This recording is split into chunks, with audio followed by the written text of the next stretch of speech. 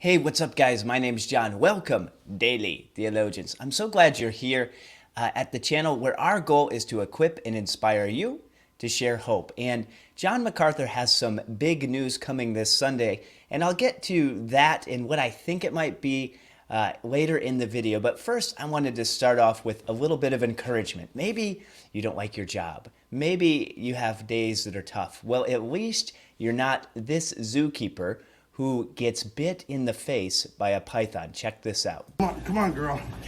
She's like, hey, I finally laid some eggs and you're gonna take them from me? Yes, because we want them to hatch, because they won't hatch otherwise. Come on, girl. Come on. So the good part is with this smaller clutch, I can levitate. Oh man. Oh, I got it right in the face. I knew this was gonna be the video. Blood and all. I feel like he took it really well, and honestly, I like that zookeeper. He seems like a really nice guy, but you could not pay me enough to try to take eggs from a pregnant python snake or other various snake. And so right there, we see evidence of the fall and hopefully an encouragement for whatever your job is, that at least you're not that guy. And so he took it well and was trying to help the eggs hatch. So that was a good story. The other story is the U.S. captain from the 1980 Miracle on Ice hockey team was recently pulled into the discussion around one of the athletes who's not even an actual starter, an alternate on the Olympic team, made some disparaging comments. Check out what he had to say in response. Now under fire for a now deleted Facebook post about burning the American flag. BMX freestyle rider Chelsea Wolfe wrote in part, quote, "My goal is to win the Olympics so I can burn a U.S. flag on the podium." Our next guest has experience winning gold as captain of the 1980 Miracle on Ice U.S. hockey team. You might have heard of him. One of the greatest victories in history of sports, Mike Eruzione, who captained that team. So, Mike, we thought about you right away because it was amateur athletics back then. You were playing against pros in the Soviets. And now you have this BMX rider, probably with sponsorships everywhere, with that type of sentiment. What's your reaction? I actually couldn't believe it. I mean, first of all, burning the American flag anywhere is disgusting. And to use your forum on the podium of the Olympic Games, I was like, really? Somebody would even possibly think of doing something like that? First of all, to represent your country is the ultimate honor you can get as an athlete. And to stand on the podium and hear your anthem being played and seeing your flag being risen is an incredible honor. And to do something, and even think something like that, clearly, I respect everyone's opinion and right to do whatever you want to do, but to burn an American flag, to do it at the Olympic Games, I mean, that's, I couldn't believe it. I honestly could not believe that somebody would even possibly think of doing something like that. Go to our servicemen and women and go tell them what you're thinking of doing. I don't know. Like I said, I thought it was like some kind of a prank at some point, but then I followed it up a little more and found out that that was the thought.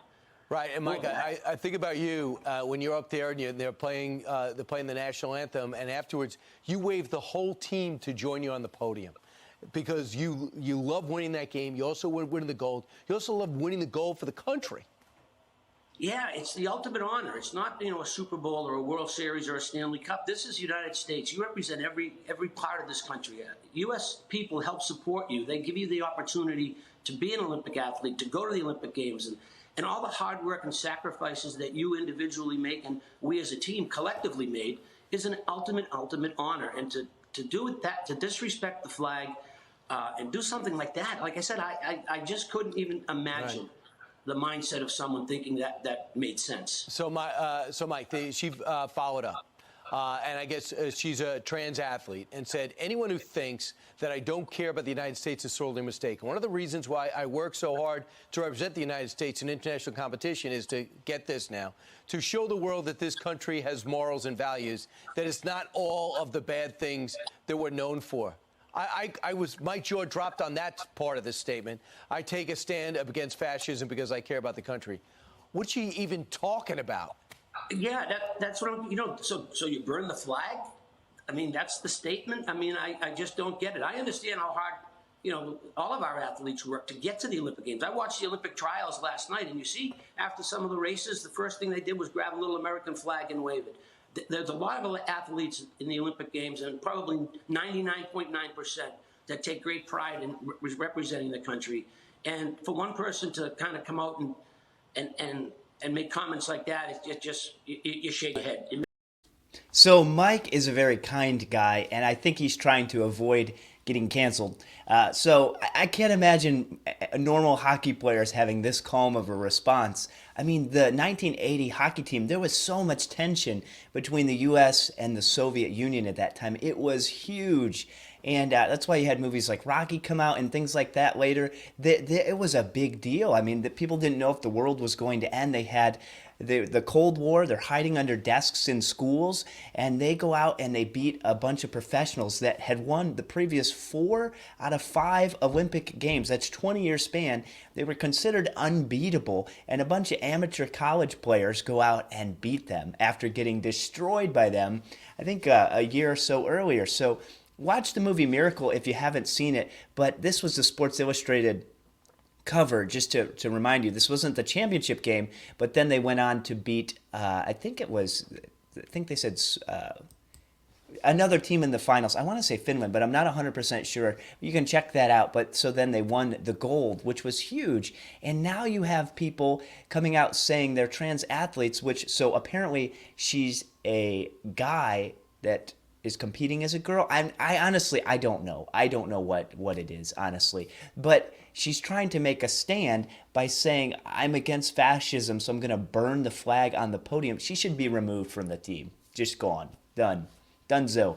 Because the Olympics are about bringing the country together, and you have this alternate who's not even on the team, like officially like going to get to ride her bike, I guess, or his bike. I honestly don't know how to refer to this person because I don't know anything about her or him, if it's a him or a her. But now, and you have her saying, I'm going to burn the flag? Really? You're going to win a medal? You're not even in the games, number one. Number two, why would that be your statement when the Olympics are built to bring the country together and people together? Well, the reason is Satan always tries to divide. Evil can only divide and destroy and spread lies and tear down instead of build up. And it's only the gospel that can build up, which brings me to our last story kind of reference. And this is a bit vague, but this is all that I know. John MacArthur, last Sunday, in his sermon, said, hey, don't miss this Sunday. I have big news. Now, I can speculate what I think this means. I think this means, because I've been watching this story since it happened for the past year and a half, that I think he's going to announce that the city is dropping all charges. I think. That's just my opinion.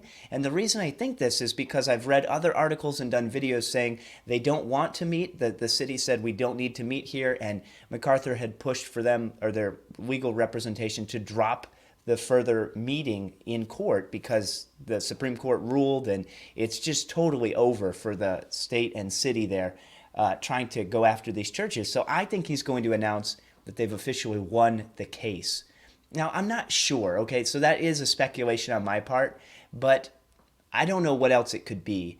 And I don't know, he would announce it to his church first. So that's my hunch, that's my opinion.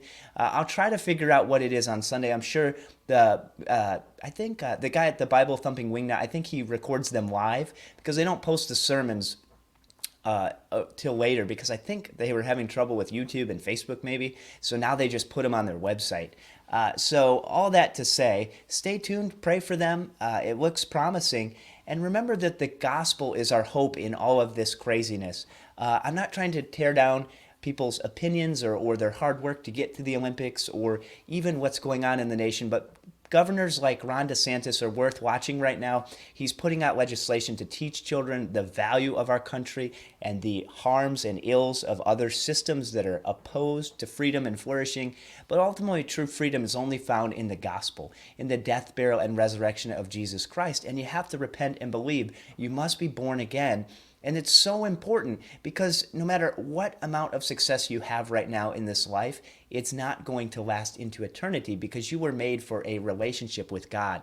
And Jesus Christ is fully God and fully man. He fulfilled the law. On the cross, he paid an infinite wrath debt, the hell that you deserve, died and is risen and reigning. And every day, we're one day closer to him coming back or us going to him. So please really think carefully about your eternity. You matter, and you're made in God's image. Thanks for watching, and one more thing, remember to hammer that like button. Like the 95 Theses, it helps the channel. Put a comment below. That also helps the channel and the videos get seen by more people. And subscribe to the channel, trying to get to 1,000 subscribers. Why? Because we want to reach more people, and that's the way that this culture and the video thing works. So thank you so much for watching, and God bless.